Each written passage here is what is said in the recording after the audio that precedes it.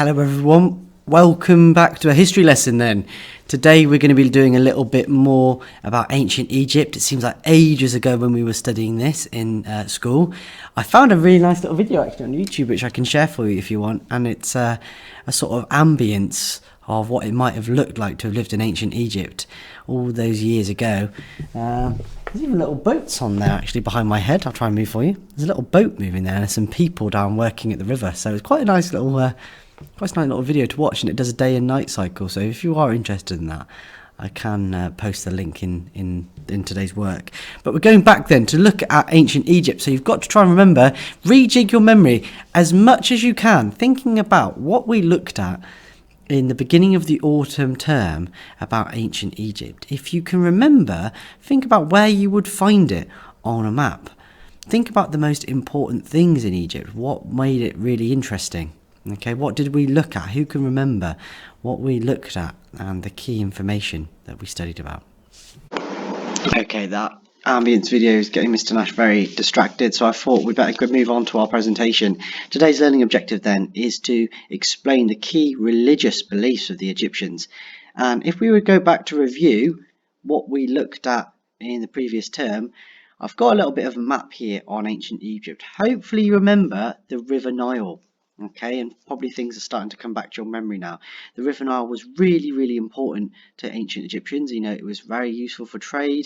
It was a key place to drink water. What did we say about Egypt? Well, lots of the country, it was that word everyone remembered, arid. A lot of the country was arid. It was desert. Not a very good place to grow plants or crops.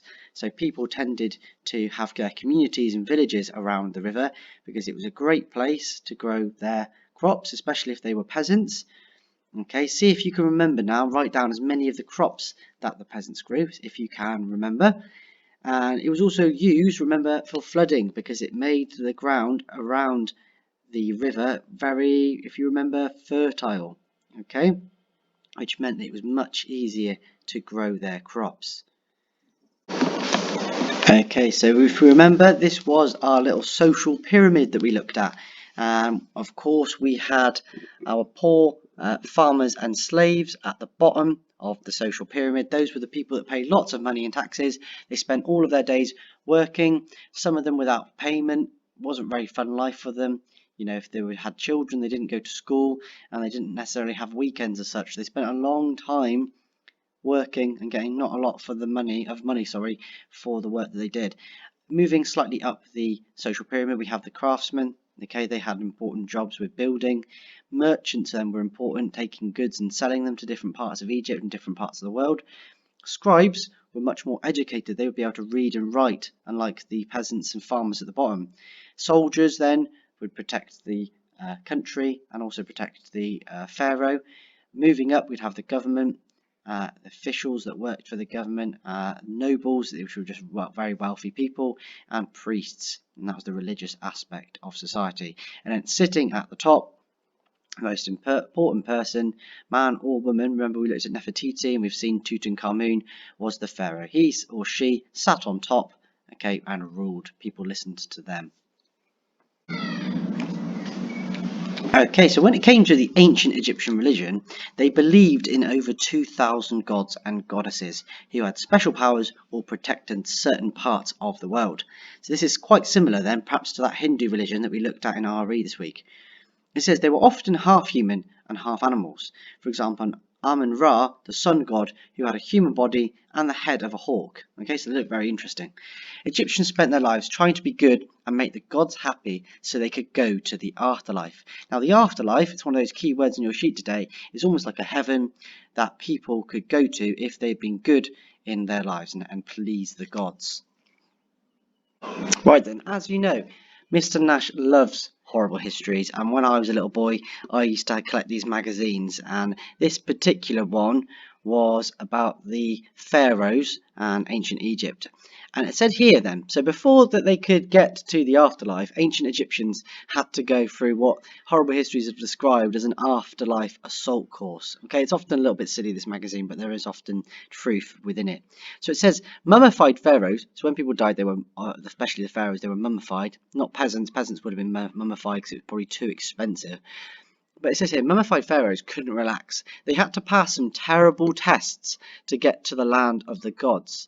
Meanwhile, normal people had to keep a huge gang of gods happy. If they overcame the monsters then, they'd reach the gates of Yaru, the Egyptian afterlife, and meet their friends again. But first they had to pass the greatest test of all, in the Hall of Two Truths. So this is what they believed. Okay, and these beliefs were kept in a book called the Book of the Dead. Okay, it says here, have a heart. The heart, the only organ left in a mummy, was placed on one side of the scales of justice and the feather of truth on the other side. 3 gods, Osiris, Anubis, and Thoth, judged the results. Egyptians believed that the heart held the weight of a person's conscience. If they'd been good, the heart would be as light as a feather, and they'd be allowed through the gates of Yaru. But if their heart was weighed down by sin, doing things badly, it would be heavier than the feather, and would be gobbled up by Ammit the devourer. If Ammit, who was part crocodile, part hippo, and part lion, ate your heart, you would be lost forever. That's not very good. You'd think that once things had been nicely wrapped up, your mummified pharaoh would have had everything he needed for an easy journey to the afterlife. Wrong. Oh dear. Duats dangerous. Egyptians believed that the dead person would then have to pass through a dangerous zone known as the Duat. The dangers here were monsters, boiling lakes and rivers of fire. One particularly nasty beast was a snake that spat poison. However, these monsters could be avoided if you took the right shortcuts, and they could also be overcome with the right prayers or spells. These handy tips were written down and left in or near the coffin, like a travel guide to surviving the perils of Duat. The papers became known as the Book of the Dead, and I'm going to show you into a tomb just in a second. But here we go. Here's a little illustration. Here's a poor person being watched by the gods to see if their heart is the same weight or heavier than the feather. Hope for this person, they're not going to be eaten alive. And here's the Hall of Two Truths. I mean, that does look like some sort of terrifying game of the floor is lava that they're going to have to survive here, and it looks like there's lots of obstacles for them to overcome. I don't feel too envious of this person. It looks like they're going to have a bit of a difficult time here. Okay, here we have then King Tutankhamun's tomb. Okay, and this is what it might have looked like. I think this is actually a primary source though. So this is the sort of tomb that Tutankhamun was found in. So we can see a sarcophagus here, and we can see lots of illustrations all across the wall. Some of it being hieroglyphics, and some of it being little pictures. And we can see this little figure here, this monkey-like creature. It's actually a baboon. Lots of these pictures of baboons, and I did a little bit of research. And said since baboons were considered to be the dead, Babi, so this guy here is called Babi, was viewed as a deity of the underworld, the Duat. Baboons are extremely aggressive and omnivorous, and Babi was viewed as being very bloodthirsty and living on entrails. Now, I thought to myself, I know a lot of these tombs were often raided. Okay, sometimes people would go into the tombs of the pharaohs, and because they kept lots of gold and possessions in there, very valuable possessions that they wanted to use in the afterlife, people often came in and stole them. And I wonder if Babi is represented here as a warning to anyone that comes in that, you know, something horrible, terrible will happen to them if they steal the pharaoh's treasure. So here we have then, from Horrible Histories again, a gallery of gods. So here are just some of the gods. It may have been tough for the pharaohs to get to their special afterlife, but it was tricky for ordinary Egyptians to reach their own spirit world too. Even though they knew exactly where it was, just over the western horizon, there was an awesome assortment of gods to please before they got there. And if they annoyed one, well, it meant bundles of trouble when they arrived. You see, the gods had lived before people existed, and now treated humans as if they were a mixture of toys and servants. They controlled the world and everything that happened, and they demanded respect. So it says here, try keeping this lot happy. So here are some of the gods. So for example, here we have Ra, the sun god. Some said he had made the Egyptian people. The Egyptians called themselves the cattle of Ra. It is said that when Ra shone his light on the afterlife, mummies came to light. Then you have Isis, the wife of Osiris, who took special care of women and children.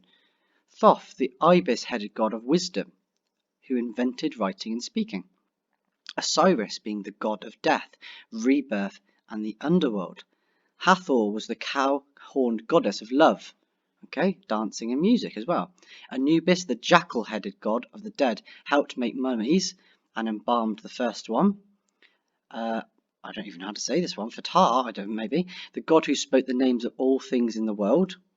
Sobek, the crocodile-headed god, he controlled the water.